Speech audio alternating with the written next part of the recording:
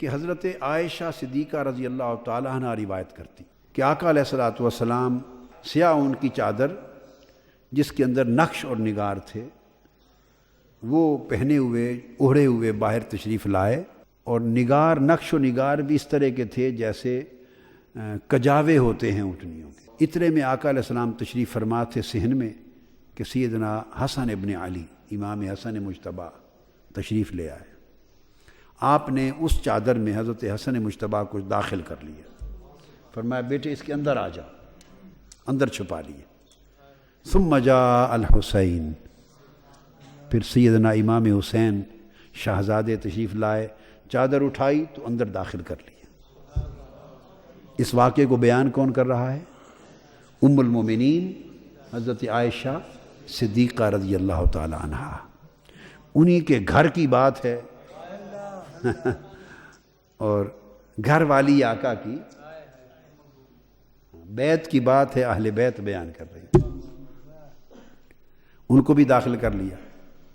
اس کے بعد ثم جاءت فاطمہ، پھر سیدہ کائنات فاطمۃ الزہرا رضی اللہ تعالیٰ عنہ تشریف لائیں، فادخلہا، ان کو بھی چادر اٹھا کے اندر داخل کر لی۔ ثم جاء علی، پھر سیدنا علی المرتضیٰ آئے، چادر اٹھا کے ان کو بھی ساتھ داخل کر لیا۔ فادخلہ، جب ان چاروں کو اپنے ساتھ داخل کر چکے تو خود تو بیٹھے ہی تھے، کملی اوڑھے ہوئے، سیاہ رنگ کی کملی، نقش والی کملی اوڑھے خود تو بیٹھے ہی تھے، اپنے ساتھ ان چاروں کو داخل کر کے جب چاروں داخل ہو گئے تو آقا علیہ السلام نے قرآن مجید کی آیت پڑھی، فرمایا انما یرید اللہ لیذھب عنکم الرجس اہل البیت ویطہرکم تطہیرا۔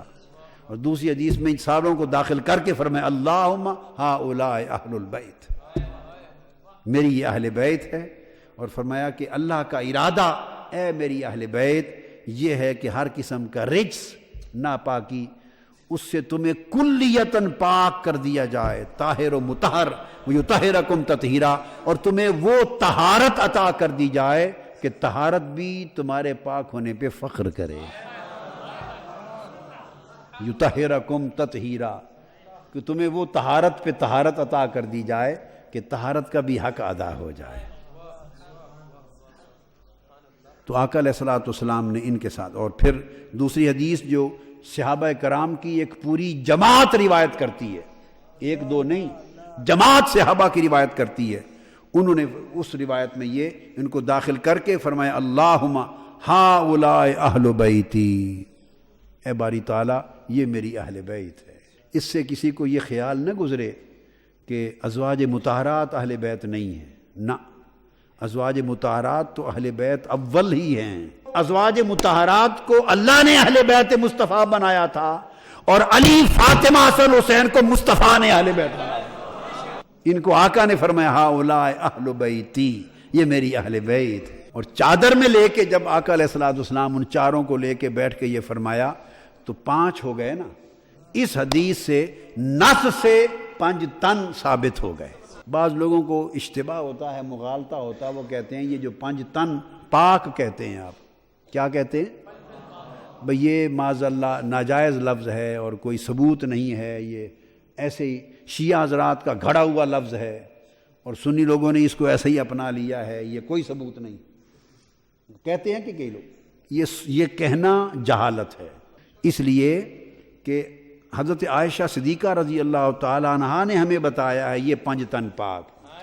اب جو ام المومنین حضرت عائشہ صدیقہ کو مانتا ہے وہ 5 تن پاک کو ماننا پڑے گا، اور جو 5 تن پاک نہیں مانتا وہ بے وقوف بندہ ام المومنین عائشہ صدیقہ کو ہی نہیں مانتا رضی اللہ تعالی عنہ۔ یہ تو انہوں نے بتایا ہے 5 تن پاک، یہ ام المومنین حضرت عائشہ صدیقہ نے بتایا ہے یہ 5 تن پاک ہیں۔ کیسے؟